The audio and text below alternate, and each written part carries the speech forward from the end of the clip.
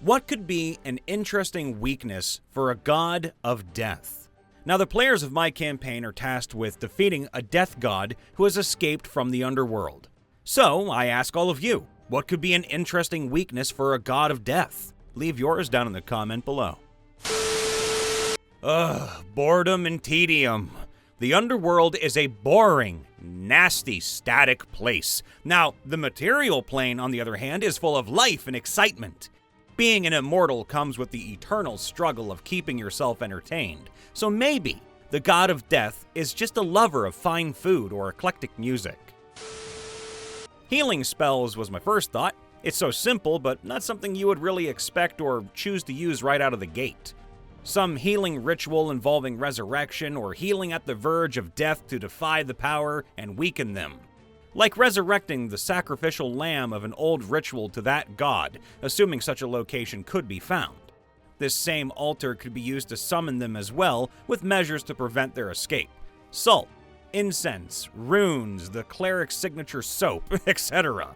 A druid could surround them with life, while a cleric could restore it. Basically, summon them to the defacing of their altar. This also allows for lair actions if desired. Acceptance. People generally fight against death. They fear it. They run away from it. They deny its power and its place. Accepting that death is as natural as life, it happens. And while yes, it's tragic, it can't be avoided or fought against. It just is. You accept death, and it loses its power over you. Pollen. I couldn't hold that in. Pollen. Birds do it, bees do it, even shambling mounds do it. Pollen is used to create lots of plant life. I could imagine a god of death with a pollen allergy. Here's a good one. He just hates his job. Yeah, the god of death hates his job. He wants to make a rock band, drive around on a motorcycle, pet kitties, that sort of thing. He's also good at comedy, but he doesn't want to be the god of death anymore. Oh no, he's just bored and hates his job. Eternal rivalry with their nemesis, the god of undeath. Oh no, not life though. The goddess of life is so cool. In Greek mythology, Hades, the god of the underworld, has several weaknesses, including impulsiveness. Hades is impulsive and deceptive. Passion for Persephone, Hades kidnaps his niece Persephone, the daughter of Zeus and Demeter, to be his wife, which is a weakness. And in some cases, illegal because that's, that's incest. Aloofness. Hades is forbidding and aloof, and doesn't emerge as a distinct personality from the darkness of his realm. Sternness. Hades is depicted as stern and pitiless, and is unmoved by prayer or sacrifice. Maybe not a direct answer, but perhaps an interesting twist could be that the death god was trapped in the underworld under false pretenses. And once they find out, they get the god of death on their side to fight whoever locked them there in the first place. Maybe a group of previously thought of good people, or maybe a more powerful god one of the party members follows. I think it'd be cool if healing magic dealt damage instead of actually healing the god. Maybe even as though they're vulnerable to it, so double damage. Puppies or kittens.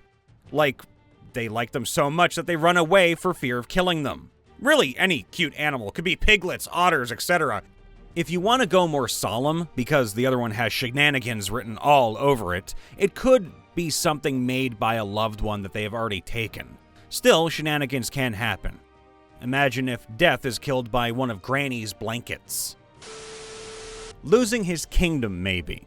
Maybe also like destroying a phylactery. Sort of like how a lich dies when their phylactery is broken. Maybe evacuate everyone to keep him from eating people, and he dies after, say, 3 days without food. Could be, of course, something different, like points that are closer to his homeworld that give him energy even. Overload of death. Like the system used to process the dead is very specific, and if it's overloaded, it shuts down, thus taking their power with it. So, like after big battles, this god goes dormant so the excess souls burn into the ether, rather than being processed to where they normally go. Faith is everything to a god. They gain their power to influence the world by devoutness and zeal of the followers. If the world no longer believes in them, if the world just happens to forget them, they can do nothing, and hence they wither and die. The weakness of a god is the sowing of doubt in their followers. This brings about an interesting conundrum, for they could still be alive from the perspective of another plane of existence. So, a dead god could be revived if a transdimensional missionary brings news of their deity back to the material realm. Fear. Don't misunderstand. He's not afraid of anything. Oh no, his weakness is fear. The lack of fear. People fear death. They don't want to die. But what is death to one who's not afraid to die? For those around them. Their life has value, of course. They can't be depressed and suicidal. No. They have to love being alive so much that death is something they do not fear. The old adage of, what is a god to a non-believer? So thus, what is death to one who does not fear dying? Now this is a blatant ripoff of Fern Gully, but I would do a magical seed, like a seed from the world tree or some important tree in the celestial realm. The seed would trap him in an ancient tree that would also become a portal to the underworld. Think the roots of the tree in Tim Burton's Sleepy Hollow movie. Kindness. Every time someone is close to his death but survived because someone does a selfless act to help them, he gets a weird feeling. Because he is happy, but he doesn't quite understand it because he doesn't know kindness. So he is stunned, trying to understand what he feels. On the other hand, there is the goddess of life, which is always happy, but when she witnesses true cruelty, she feels sad, although she doesn't know why for the same reason. It could be pretty interesting when those two meet each other. Watching life being conceived pisses it off because it's going to have to pick that up later. 80 years is soon enough to be annoying to a god. Seeing someone get revived really pisses it off. If you want to get more symbolic with it, then the only thing that can meaningfully defeat death is fame and legacy to live far beyond the physical end. But I have no idea whatsoever on how you'd be able to weaponize that. Immortality. If a god of death can't touch them, then they might be able to defeat him. What's death gonna do when people can't die? So maybe summon a celestial or something that can't really be killed, or a construct that can't be killed because it's not alive, and just send it at death. Here, have something unkillable. Enjoy, butthole. Two bards who were killed by doppelgangers faced the god and challenged him to a game to be returned to the realm of the living. The god lost, but instead of just allowing them back, kept betting them double or nothing. Now, he is in so far in their favor debt that he has to do as they ask. The players must find these bards. The only clue they have is an old flyer for the Wild Centaurs.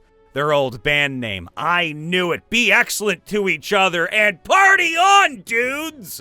And dudettes and everybody else involved. Witnessing a birth in front of him. It could be the birth of anything, a tree, an animal, a human, elf, dwarf, whatever. And if you want to be a bit conceptual, you could go with the birth of hope in people fighting him. I fully understand most groups not wanting to go here, but you could make him cripplingly vulnerable to attack from a character who is pregnant. This would be a tricky balancing act of timing, however, because you'd need someone who got knocked up so recently that they can still act and fight with full efficacy. And you'd want to use magic to make sure they actually are up in the duff too.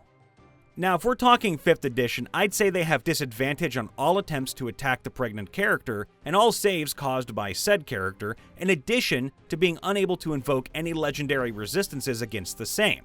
And all attacks upon them by said pregnant character are at advantage, as are all saving throws they make against effects caused by the God of Death. Now in 3.5 terms, I'd say they're forced to apply only their flat-footed armor class against said attacks, at a -10 inherent penalty to attacking said character.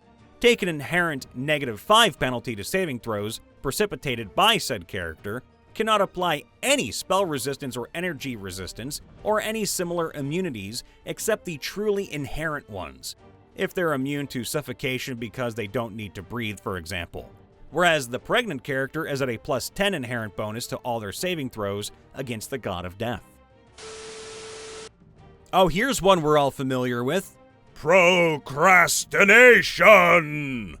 He has plans and priorities, but because he can't die, and because everything winds up in his realm eventually, he has lost his sense of immediacy. When the God of Death escaped, so did a number of other souls. These souls work as both tethers and empowerments. The party must send these souls back first to loosen the god's grasp on the material plane, and even allow the task of banishing a god. When the first soul tether is sent to the underworld, the god will feel it and seek who is attempting to imprison them again. Assuming this God of Death has a backstory of some sort, it could be literally anything from said backstory, because it has significance to the entity before they became the God of Death. Well, apart from that, eating a slice of cake, as a birthday cake. Because symbolically, what does it represent? Another year of life having been lived. OCD and control issues that you could trigger. If this god is so used to everybody dying when he wants them to, controlling the fates of all these mortals, a team of mortals that can cheat him somehow would infuriate him and catch him off guard. That, or for the same reason, overcockiness. Overconfidence is the crutch there. For a boring answer, mortality. His realm has nothing to do with what a living creature can do when it's alive. So whatever physical form he has now can't be bolstered by any godly aspects of life, because he has none to speak of. So for all of the incredible power that he can wield, he still has a mortal body and can be killed like any other. Well, sunlight might work thematically speaking, and it would make sense if he has been trapped underground for perhaps millions of years. I would describe him as paler than the moon, with hair redder than the blood to clue them in. You could also have something like the egg of a dragon, or the branch of a living dryad tree, or some other powerful symbol for life. It could also be something esoteric, like the sound of an infant laughing, or the first plant to sprout in the spring. In the story of Hades and Persephone, Hades has Persephone eat some pomegranate seeds, and, as she has consumed fruit from the underworld, she must stay there for a third of the year, which became the winter months. Now in this case, a weakness for the god of the underworld could simply be time. Or, in some aspect of the underworld itself, maybe the god has to return at certain times of the day or of the year. Or maybe the party can feed him something from his own realm that will weaken him, or, like a devil in his domain, permanently kill him, or make him killable. Similarly to kryptonite, just basically make him eat it, and then you can kill him. Hey everybody, Brian Von VA checking in after the vid. Make sure to leave a like, subscribe, ring that bell. Let us know down in the comments below what could be an interesting weakness for a god of death. And remember, we here at MrRipper love each and every single one of you. Please be safe, be happy, and know that you're all worthwhile. See you next time. Toodaloo for now.